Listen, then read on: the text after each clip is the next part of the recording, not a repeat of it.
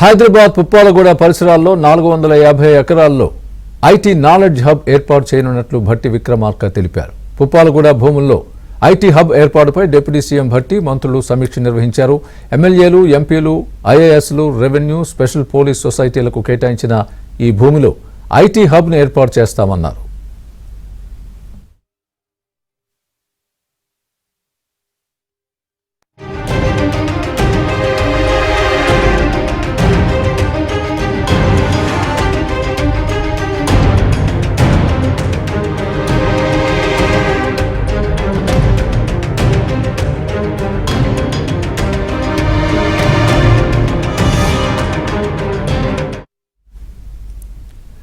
వివిధ సొసైటీలకు 200 ఎకరాల భూ కేటాయింపులను సుప్రీంకోర్టు రద్దు చేసిందని, పక్కనే ఉన్న మరో 250 ఎకరాల టీజీఐఐసీ భూములు కలిపి ఐటీ హబ్ ఏర్పాటు చేస్తామన్నారు భట్టి.